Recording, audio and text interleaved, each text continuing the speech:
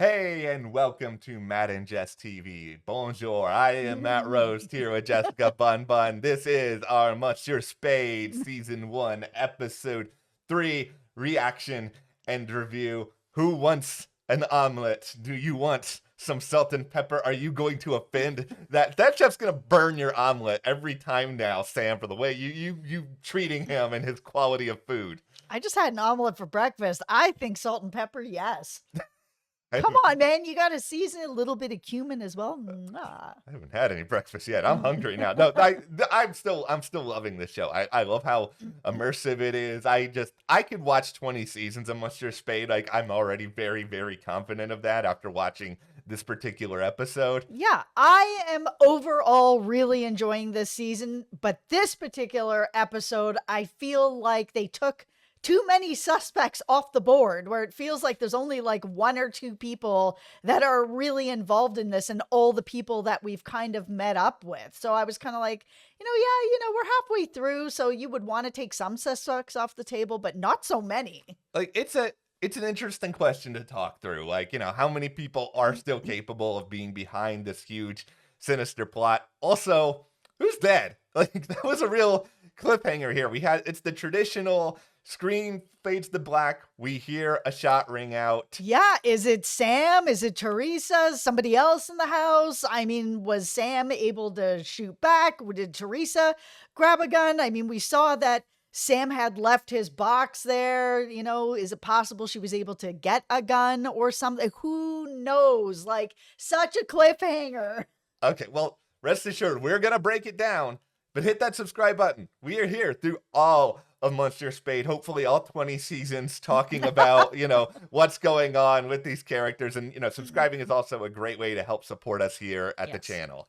Okay, so let's talk about that sort of whole final scene because it really Yeah. was like gripping with the whole, the plan that Sam had to get to Philippe because he can't just call him up and be like, "Yo, let's meet up." He just can't find him. No one can really find him. But his mother is able to find him. And this whole elaborate plan of going to the doctor, to go to the mother, to drop this lie and use Teresa as bait to basically be like something has happened to Teresa. And while the mother may not care too much, she cares about money.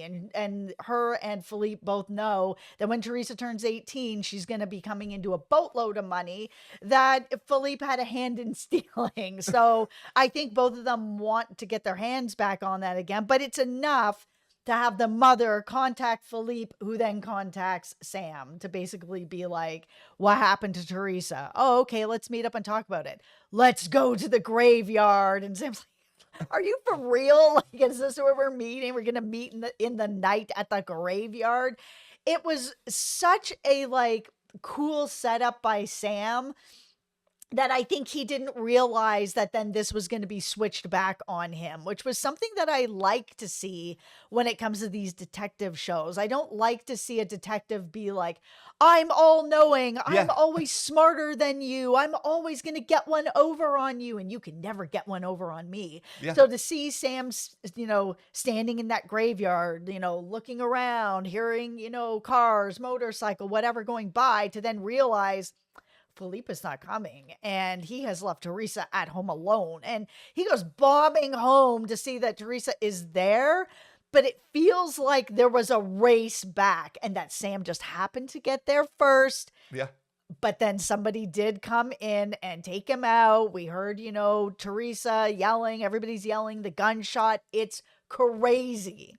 I think what happened here, and this is what, Philippe or whoever was brought in order to raid the house did not see Yeah. coming, is that motorcycle, when that motorcycle went by at the cemetery, I think it triggered in Sam's head, what happened previously on the road with Teresa. And Mhm. I think ultimately it reminded him, it's like, okay, is this all about Teresa? What's going on here? Was it a warning to keep us away? Were they trying to take me out to get Teresa? No Yep. matter what it was, it reminded him that's like, okay, Teresa is the real priority here. If Philippe wanted to be here, he would already be here. This is a guy who has very deliberately sort of planned everything out. And so, with that in mind, he storms back there and then everything ensues. Now, I don't think it's crazy to say they're probably not killing off Sam Spade after episode 3 of a show named after him. I actually also don't think that Teresa has been shot either. I mean, it's possible because Sam was like, make sure you say that she's been shot, right? Like that sort of thing. Is it possible it's foreshadowing that maybe she's shot, but she'll be okay? I just kind of think that neither of them are going to get shot, that there was some sort of a struggle. But I do think that they've already sort of shown how scrappy Teresa is, where she stabbed the monk, and we learn later, that the monk has been, pulled away, bleeding out, Yeah. found bleeding out because she stabbed him, sort of thing. I mean, she's so scrappy. I just feel like she's been able to get out of a lot of situations. Is her luck run out? What do you guys think? Who do you think got shot? Somebody, nobody, the ceiling? Like, what's going on? I think we have met the end of the road for red shirt henchman who was Ah, brought yeah. in by Philippe, because I don't think Philippe actually went there and did this himself. I mean, it seems to me that he is very much trying to pull a lot of strings behind the scenes. So I think he had some people show up to the place trying to get Teresa. All this stuff happens. I mean, either they're all dead, one's dead, one ran away. Like, no matter how many people were there, whatever, I don't think that this is the end of Sam and Teresa. I mean, worst case scenario, yeah, maybe Teresa gets taken, but Sam's clearly okay. Sam's clearly going to just be able to follow them, like punch this person in the face or do whatever he needs to do and get Teresa back. Okay, so tinfoil hat. All right. I'm wondering if Sam made the lie too believable. Like, he truly thinks that Philippe and Philippe's mom do not care about Teresa at all. And that might be true, but Yeah. it might not be true. He might care about her to some degree, maybe middle, maybe he cares about her a lot. I mean, he did end up coming to the church where he knew that she was during a really important part here where he showed up with this boy, right? So is it possible that Sam's lie of Teresa getting shot brought out the father in Philippe, where he was like, oh no, like, I'm not okay with that. And if you're letting my daughter get shot, who's, also going to be a bank for me later on, then you're not responsible enough to keep her safe. So you know what? Yeah, I'll meet you in the cemetery, and then I'm going to get back to the house, and I'm going to take my daughter to somewhere that's actually safe, because I'm not going to allow her to stay with you and get shot. Here is where things get really, really interesting to me. We have basically 3 different mysteries going on all at once here. There's a lot going on Yeah. in this show. Like, one of them is, of course, what's going on with Philippe? What is he trying to do here? Then you've also got, okay, what's going on when it comes to the murder of all the nuns at the convent? Like, it seems like it's connected to Philippe in some way, but like, how is that? Is everything that directly connected? And then you're adding to all of that what we also learned here in this episode. George, I only owe you a partial apology. I will apologize to you because you are apparently, at least I don't think you're the murderer anymore. So I'm sorry of accusing you of murder. No, but there is something going on. Yes. And I think I already have Yeah. my tinfoil hat on. I'm going to put an extra All one right, on all right, here, all right. because I think there's 2 different avenues that George is going down. I think we all kind of figured something really weird was going on the last episode, where this mom showed up and they were like, oh, we just wanted to check out this painting, but now we really want to put this other painting in here. I was like, are they casing the house? Like, what is going on here? Like, something is odd. Then we have George show up in this episode and he's like, oh, I just really want to put this painting in here. And, she's like, no, you can leave it at the doorstep. And at the end of the episode, it's like, how is this painting in here? Like, I said no, sort of thing. And we can see that there's a listening device. So he, to me, has been hired by one of 2 people. He's either been hired by the church, and they're trying to get whatever information Sam could be sharing about how much he actually knows, because we saw that the church is being really dicey about things. They've got the monk,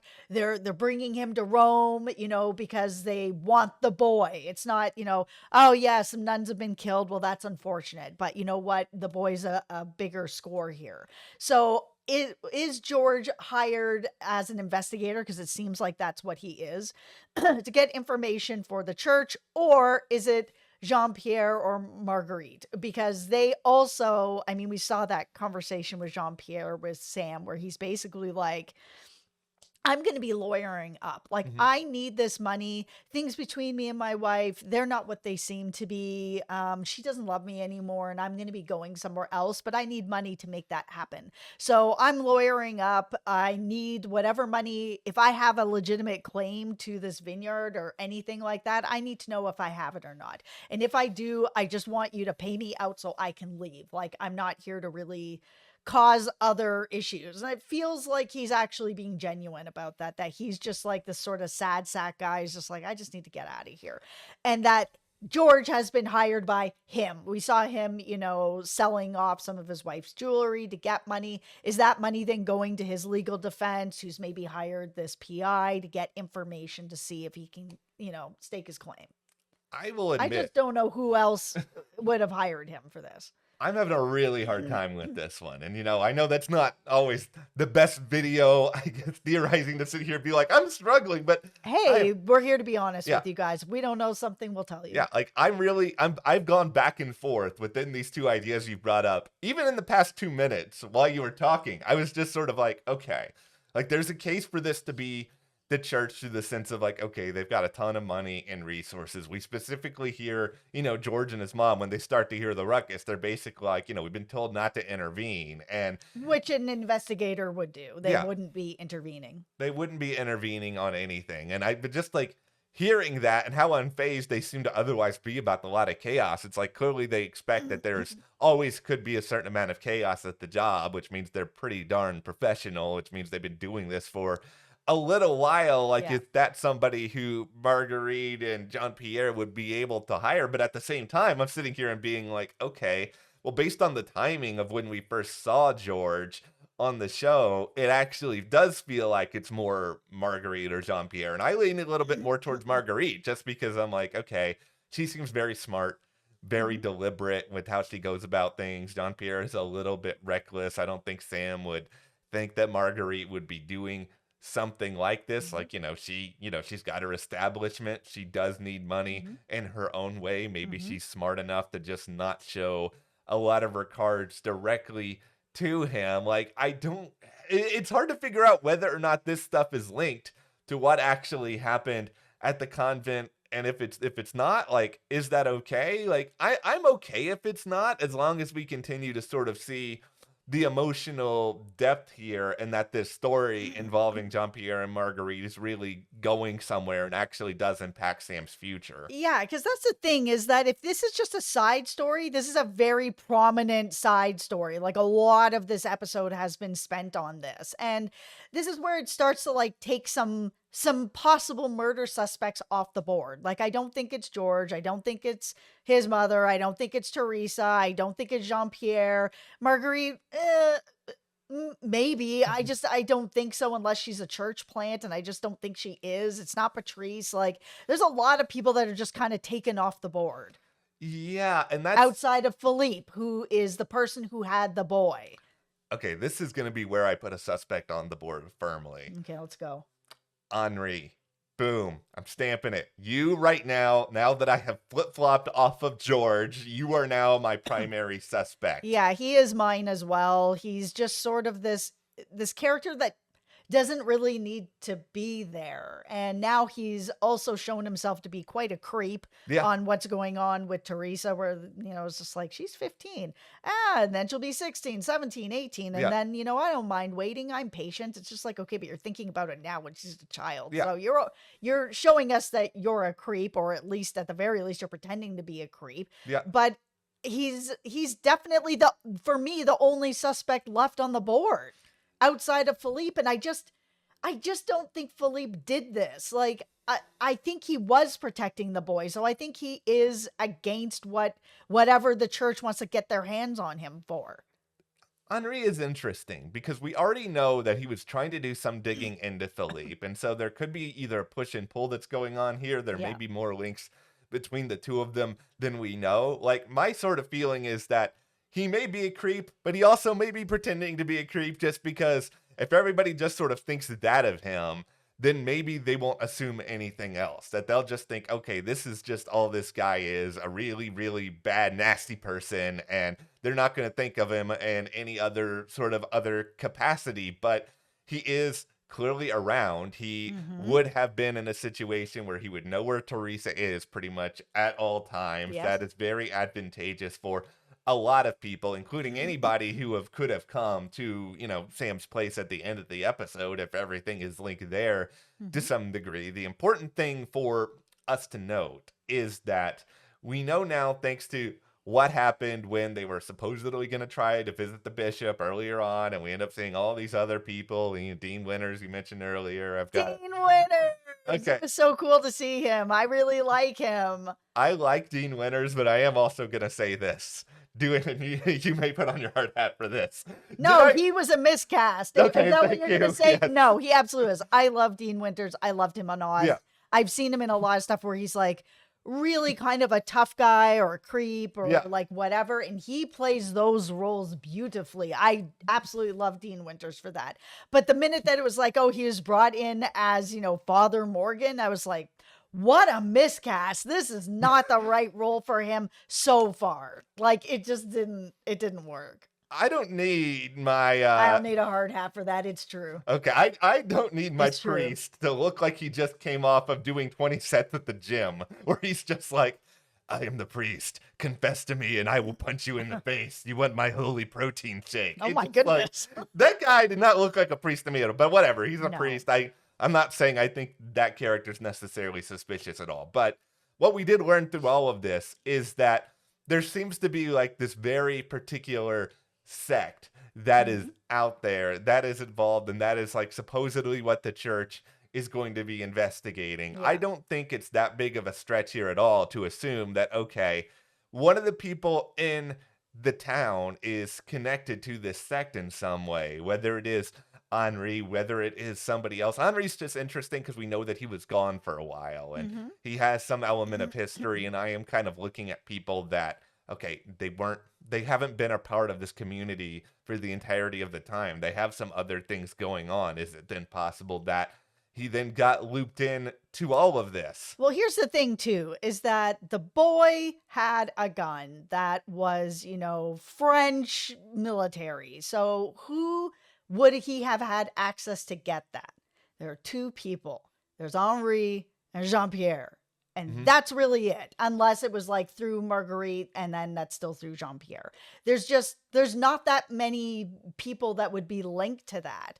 Yeah. Did he find the gun in the bar because that is where Jean-Pierre and Marguerite are? Did he find it another way when he was like trying to escape or something like that? Yeah. Like there's not that many people unless Philippe gave it to him. Yeah, and we just have to assume that they're building towards something where a lot of these reveals are tied to, characters we know or have spent time with, because otherwise it ain't satisfying at all. That's the thing, that if this is something to do, I need to see more of Philippe. Like we saw him in Yeah. a flashback in this episode, which really just gave us more background on this idea that Philippe and Sam Spade, no love lost. They do not like each other. And that then puts blinders on Sam because he does have, a bit of an obsession with Philippe. He thinks Philippe is the worst and everything bad that happens is all his fault. So he's not really able to sort of see anything else. But,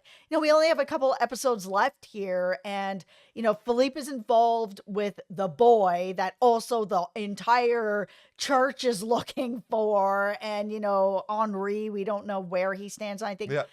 we need to see him in this next episode talking to somebody. He can't just be a ghost throughout this whole show. He doesn't have to talk to Sam in the next episode, but if he is the person that went and scooped up Teresa and was just like, Sam, you can't take care of my daughter, man. You are the worst. She got shot. Yeah. Stop it. She's coming with me now. I'm going to protect her. Like, I'm happy to have those conversations, see those conversations. But I think this next episode, he needs to be a player. Like, we need to see him. I will agree with you there. I think we need to see Philippe there. I think we need In the present. Yeah, in the present. I also think we need to get a little bit more information on Zaid, this boy who Yeah. is, the Mahdi, the chosen one. The question, of course, becomes here, okay, well, what does that actually mean within the context of the show? Like, what still makes him so incredibly important? And I just keep landing on this idea that's like, okay, clearly he knows something or has access to something that is really important that no one else is desperate to.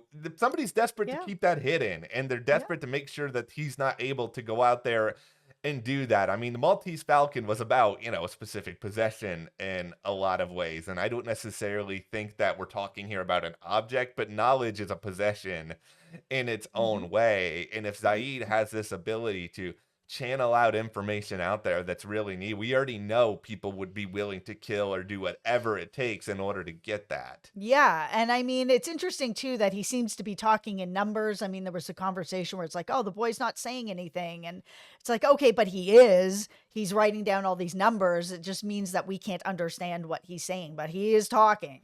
Yeah, so I think we need more clarity on Zaid. I mean, you guys, of Yeah. course, let us know what you think is really going on with him. But the last thing I have for this video, Clive Owen, you're such a baller. Like, I really, like, know. I'm just going to gush on Clive Owen for 30 seconds here. I want to be your friend. I want to watch you play Sam Spade. Oh, Can no. I hang That out second on one, the I'm good with watching. Oh my goodness, No, I'm gonna be your friend. I just really, I love him in this show. Like, he is so good at Sam Spade. He He's is so, perfect. like, calm, cool, collected. He's just got that charisma. I think that's just why I love this show so much, is it's just like, this is the character who doesn't exist that much in television Mhm. these days, who just has all these different layers, is complicated, has his demons, has his problems, but is still likable. I'm just so all in on him. Oh man, when he pulled down that box with that fedora on top of it, I got chills. I was I like, know. "Here we go. You are out of retirement entirely Yeah, now." it's like between that, like some of the barbs that he had, he was funny at times. Yep. Like, thank you, Clive Owen. Please don't unsubscribe if you're subscribing me because I'm weird. Whatever. Okay, all right. Be sure to hit that subscribe button so you guys don't miss any other Monsieur Spade videos. Yep. Also, click that button right there. You can go back and watch our most recent review. Mhm. Thank you to our patrons as well for your Thank support. you. Live streams every week on Patreon, all about Monsieur Spade. We don't want you guys to miss any of those. Yep. And we'll see you here next time.